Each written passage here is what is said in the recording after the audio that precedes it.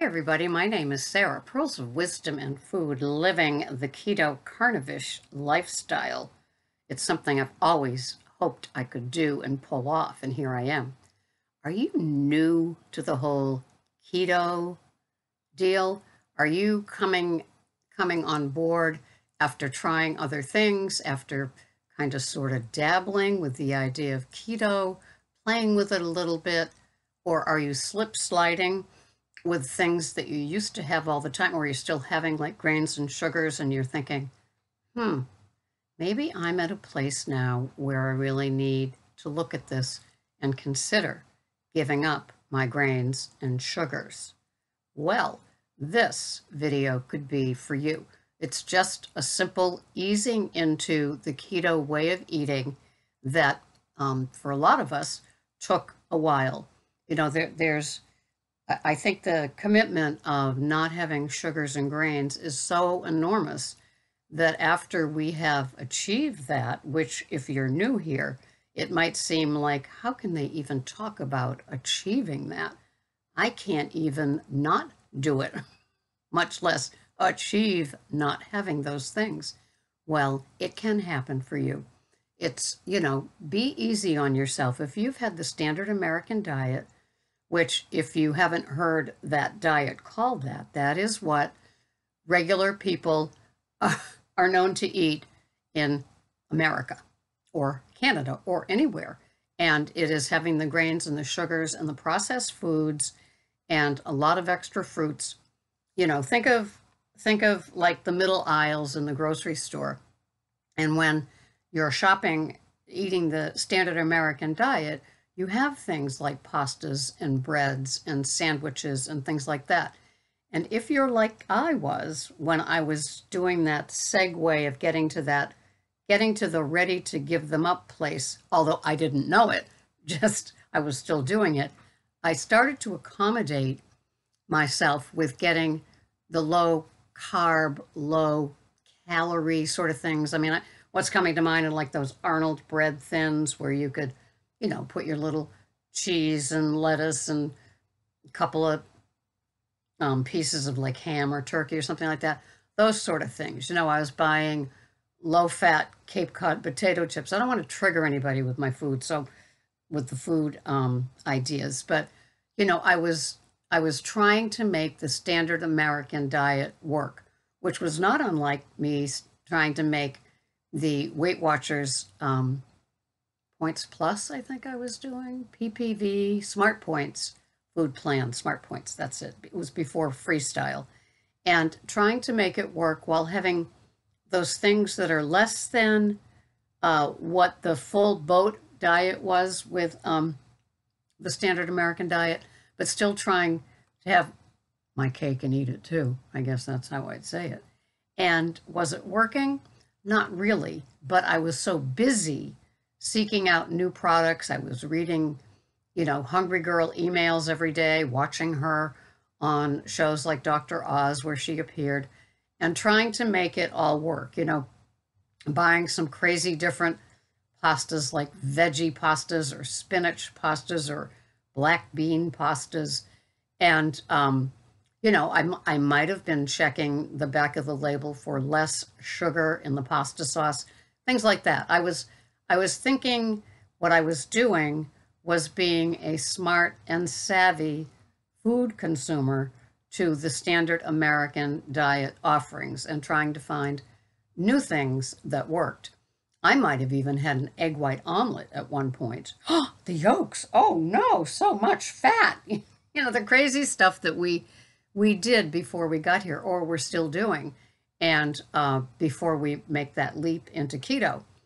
And the keto that I began on was 20 total carbs. I never bought into the net carb army because I'm a food addict and I could really play around with bars and shakes and things like that and get into some trouble because of the net.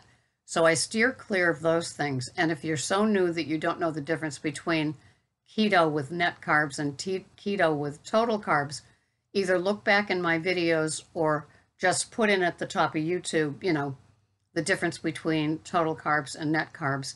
and you should get some enlightening information. I always suggest people do their own research. And there are still a lot of keto aficionados. Oh, I just had to fit that word in. Okay, doctors or nutritionists out there that talk about net carbs and how it's okay to have like 75 net carbs, or, you know, some doctors and nutritionists talk about it, and also some peer experience, you know, some citizen scientists, as Keto Mad would say, where it's okay to have more veggies, maybe even some fruits. I even listened to a podcast the other day where they talked about fruits in season, even more than just the berries, because hunter-gatherers also had other types of fruits besides just the berries off the tree back in the old caveman days. And so you can find a million, gazillion, quadrillion examples of how people do keto. So I guess it's no surprise that when I segued from the Weight Watcher plan that had me lose 17 pounds and then that's it, girlie, no more pounds for you. When I entered into it, it was because of the Wheat Belly book, which I've mentioned.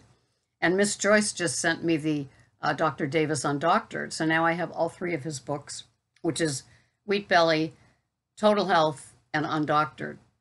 And he was the one, it wasn't like I was looking at keto. I was looking at not feeling bloated, not having that midriff that happens to a lot of us older women, not having the cravings, not satisfying the cravings still, because eating a little bit of sugar or a little bit of carbs like grains lights up your brain and says, I want more now. Yes, I do. You had it before, and now I want it again. And so eliminating sugar and grains and carbs and processed foods will begin your lifestyle with no cravings. You still have to be careful of triggers. I still have to be careful of triggers. And so to do this as a new keto person, it could be overwhelming. And a lot of people are in the camp of like finding recipes and cooking videos that show how to make keto-fied foods. What are keto-fied foods? Keto-fied foods are foods that could mimic the standard American diet. Like there's a 60-second bread, and there's all kinds of desserts, and you can get almond flours and coconut flours that will substitute for wheat, rye, barley, buckwheat, all those flours that you might have used in your cooking and baking before. And so are these things okay for you, the coconut flour and the almond flour? Well, a lot of people experiment with them. A lot of people make desserty things or breads with them, and they're okay. And that's when net carbs really comes in and plays an important part. I never bought into that. Well, I did at the beginning. I bought into, so I was doing the standard American diet, and then I did the gluten-free with cereals, breads, flour, just all that stuff. What a waste. Pasta, and then switched over to coconut flour and almond flour in my keto food plan. And both of those are allowed because they come from nuts and coconut, the fruit. And so I used a lot more coconut oil in the beginning than I do now. I used a ton more of olive oil than I do now. And those two things helped me. The olive oil went on my salads that I would have accompanying my keto protein, whatever it was. And that's what I used the olive oil for. And I cooked with coconut oil in abundance. I still use both of them, but very, very, very limited amounts. I substitute, well, not substitute, I traded for ghee. I use ghee, which is a lactose-free butter, in my coffee and on my, sometimes I have a pat on my meats. I still do have Kerrygold and Amish butter and Organic Valley butter, and I use them too, but I really have taken a love to Fourth and Heart pink Himalayan salt ghee. I do have a Madagascar vanilla bean one too, but I love that pink Himalayan. So if you're new to keto and you're doing 20 total carbs, you may have run into a couple of doctors, one that says no more than a cup or two of veggies per day, and another doctor that says carbs and veggies don't count, have unlimited, not the starchy ones, but the lettuces and the broccoli, the spinach, and things like that. So there's two camps there of like, veggie carbs don't count. Yes, they do. Have them. Keep it limited. So you need to be careful with that too, and figure out what works for you. If artificial sweeteners or sugar alternatives, is there a difference? Yes. Artificial sweeteners were born in labs. They are chemicals. They are found in diet sodas. They're found in tons of diet food. They're found in the yellow, pink, and blue packets. I also throw in the Truvia packet, the white and green one too, because it's been processed so many times and bleached. It could very well just be a chemical nightmare for your insides too. The two sweeteners that I do use are alternatives to sugar. That means that they come from a natural source. One is erythritol, and it's organic, and the other one is xyla. And both those names sound so chemically, don't they? But I've cut way, way, way back on them too, and the only time I would use them is in my 2 cups of coffee that I turn into lattes in my NutriBullet. But now I don't have it so many times that I'm not even noticing if I forgot to put it in or it was intentional not putting it in. It's kind of funny how that works. So keeping it very, very simple. I know that weighing and measuring isn't for everybody. Tracking food isn't for everybody. But for me, it just keeps things in order. And, I would have enormous amounts of veggies at first, as long as they didn't topple the 20 total carbs for the day. And now I've cut back, but that's my involvement and has nothing to do with you being a beginner. I suggest you have what makes you feel comfortable and satiated. Now there's a word, satiation. What the heck does that mean? Well, to me, satiation is when I leave the table. It is 10 minutes before the full kicks in. And I will admit that at first, leaving the table just satiated and not full was a scary place. It's like, what if it's not enough? What if I can't make it? Well, eventually I learned that yes, it's a very comfortable place. It's kind of like, did you see that? Did you see that? With like an eclipse or something like that. And it's like, if you didn't see it and you missed it, it's like, oh, gone. That's where satiation is for me. It's like 10 minutes before full. And I don't overstuff like I used to. There have been times I've probably had a larger portion of meat than, it was originally counted for. But to me, that's okay. I just go back in and retrack it. I use the Chronometer, which is a free app. It's also an app that you can buy for $36 a year, which is about 75 cents a week. So I use the paid for version, but I work with clients that also use the Chronometer, and they've had the free versions. And to be truthful, I can't tell the difference, but I'm not looking for the difference. I'm just amazed that it's not obvious, right? Calling Mrs. Obvious. So if you're beginning keto, don't be overwhelmed. Don't be swayed. Remember, this is a whole new lifestyle. And essentially, it's so simple. It's like going from a sugar burner to a fat burner. But let me put it in a different way. It's going from having a sweet tooth to having the loving, the savory, the rich, savory parts of like great fatty meats, great oils, a good butter like Kerrygold or the ghee or Amish butter, quality veggies, organic if you can, and if you can't, doing the best that you can. You know, we all have to pick and choose. Grass-fed meat, perfect, but not all of us can afford it. I still buy the job lot. Some of them are getting a little bit wiser on the labels, like no antibiotics, no histamines, no MSG, minimally processed, things like that.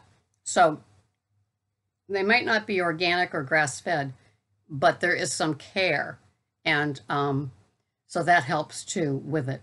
So is this a great ride? You bet it is. Is there a lot of help for you? Yes, you can bet that there is. Don't go to overwhelm. You know there's no whelm, right? So overwhelm is a place, you know, watch lots of videos.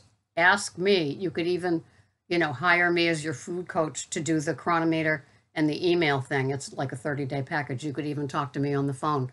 That's at ketocoachingsarah.com. But you don't have to go to overwhelm. You don't have to. It's busy. It's, is it difficult? Kind of at first, because you don't know who to believe. So simple is best. Keep it simple. KISS. Keep it simple, Sarah. Or keep it simple, student. Or keto is simple, student. KISS. So you can do this. Just go slow. If you're not having sugars, grains, fruits, artificial sweeteners, you know, you're in my camp. That's the camp that I promote. And so what does that look like? You'll hear people talk about OMAD, 1 meal a day, or you'll hear people talk about 2MAD, 2 meals a day. Some people start off with 3 meals a day and then push that first meal later and later in the day, and then have 2 meals a day, like one at noon and one at 5, and maybe a coffee or a fatty coffee, coffee with butter in it or heavy whipping cream, to take the place of that first meal of the day. A lot of people find that giving up that first meal of the day doesn't hurt as much. And so, you know, the progress can be as quickly or as slowly as you want. The point is to do it, and to do it without sugars, grains, artificial sweeteners, and fruits. So, and no potatoes. What other starchy veggies are there? I don't know. My choices today are lettuce leaves. That's called a salad for me. It's just lettuce leaves. Also, I love Brussels sprouts, cauliflower crumbles, maybe some asparagus. So non-starchy veggies in limited amounts. So you wouldn't be having potatoes and carrots and sweet potatoes, things like that. So there's a lot to learn. There's Dr. Westman's page 4, which is pretty simple and laid out. There's tons of others. You can go into YouTube, once again, up there at the top in the search button, and put, you know, approved keto foods. I call them identifiable. I call them, if my grandmother would recognize them, they probably are okay. My grandmother would not recognize shakes, Quest bars, granola bars, things like that, things that come in boxes that, you know, have ingredients like corn or flour or wheat or something like that. So if you've got the time, then educating yourself and being willing to do research and spend time in grocery stores, it's a great way to do it. There's lots and lots of help out there. If you have a butcher, you are blessed. If you don't have a butcher, studying meat and packages and what it says on the top part, and then flipping it over. Sometimes they add fillers to hamburger meat, so be very careful about that. I do usually buy the grass-fed Chirovac, you know, they're like $5.99 the pack for the pound, things like that. So be careful. Look for high fat and dense foods that will get you to satiation. There's so many different places we can go, but I'm edging into 20 minutes. But I just wanted to say, if you're new here, and don't be confused, don't be overwhelmed, and never be afraid to ask questions, because we all were new here once too. And nobody ends up being a pro at this. You might be a pro at your own body, but not a pro at all of it, because each person is different. And that's why I call us snowflakes. And turtles are because we have slow metabolisms. If you're like my age, which is 68, if you've been doing the standard American diet, you've probably really done in your metabolism, and it's going to need some time to heal. And pickles are, the way that I look at my following, my team, is once you go from being a cucumber to being a pickle, you never want to go back to being a pickle again, which is eating the standard American diet. A pickle is somebody that knows, I'm here, I'm staying here, I will struggle through it, but I will stay here. And that's the commitment that a lot of us make every day. I will struggle, but I will stay. Thanks so much for watching. There's the title. I will see you the next time. Bye-bye for now. Thanks for watching.